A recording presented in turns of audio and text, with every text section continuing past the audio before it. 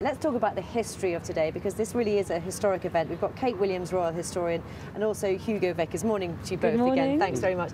Hugo, give me an overview. How special is today? Well, it's very, very special, and it's really the first time that the river's been used properly in the present reign, I reckon. Of course, in earlier times, they had lots of river pageants, and queens were brought to their coronations by the river and all that kind of thing. But this is a fantastic opportunity to celebrate the Queen, and it's a very imaginative way, because you've got this flotilla of 1,000 vessels. Not the greatest weather, it has to be said, but nevertheless, she will be in the centre of it all. Absolutely. And looking back, I mean, you know, not for many hundreds of years has something like this been seen on the Thames, has it? Well, the last big flotilla, Louise, was the 1662, the actual celebration of Charles II and his wife. I mean, that was so many boats across the river, and of course people then were much more used to seeing the river as a celebration. As Hugo was saying, it was the queens were crowned that way. The monarchs used the river. They didn't go on the roads. They were far too grotty. They went on the river. That was grandeur, and that was pomp, and that was bling, and Charles II really did do that. But even that was so beautiful that the most hard-bitten diarist got excited, but that was nothing to what we've got today. We've got so many more boats. It'll absolutely be crammed. I mean, the idea of seeing all these historic boats and going right back, I think it's incredible. We've got these boats from Dunkirk.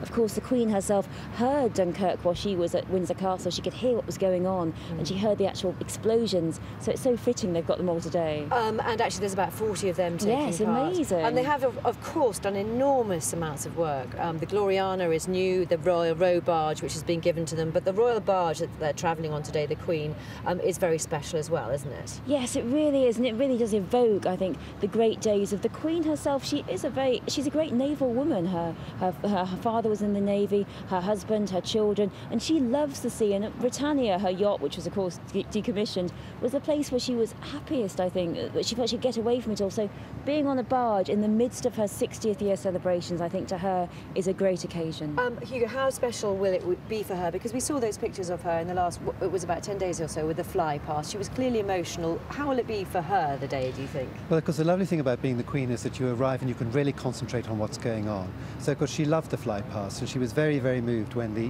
E2R particularly flew over Windsor. That was a fantastic moment. So she will take it all in. She will be looking with great interest at everything. And I think it's also very reassuring. I mean, the focus was so much on William and Catherine last year when they were getting married, and this year it's all on the Queen, which is wonderful. I mean, children are sending in portraits of the Queen. Everybody is interacting with various sort of websites and putting things into the Commonwealth time capsule and all this kind of thing. So it's fantastic. The one thing about the Queen, though, of course, which will be amazing, is that after there will be another fly past on Tuesday, and after that, I'm fairly certain that the following morning she will go to her desk, the private secretary will come in, and she will say, well, that's very nice, and what's on the agenda for today? That is the Queen. That is what she concentrates on, is their work, isn't it, in lots of different ways. Yes. Kate, also just looking at sort of the Queen and how things perhaps have changed over the last couple of decades, you know, we know that there are crowds downriver from us turning out today. Is that a change, do you think, in perhaps the way some people feel? Yes, I think definitely, Louise, we're really seeing an upsurge in popularity for the Queen. We've had a lot of surveys suggesting there's 80% support for the Queen at present, which is a big difference. I mean, let's think about the 1990s, the death of Diana, the controversy over the burning of Windsor Castle, the complaints the Queen didn't pay income tax. Things have changed massively, and we really have seen an upsurge in popularity. She and the royal family really are at their most popular that they have been since her coronation, since 1953. And I really think this shows a great kind of respect for the Queen, for how much work she's done for the nation since she came onto the throne, and also the younger royals too. Oh, we know that there is one protest planned along the Thames. What for you would you be looking out for? If people watching home today, what do you think will be the kind of special moment of the day? Oh, well, I think seeing the Queen on the Spirit of Chartwell, that'll be the special thing. And of course, there's going to be lots of bells ringing and all the churches and things. I think it's going to be lots and lots of special things to look out for. But of course, central to it all, the Queen. Absolutely. Thank you both very much for joining us here on this special programme on BBC Breakfast this morning. I'll let you get in from the cold.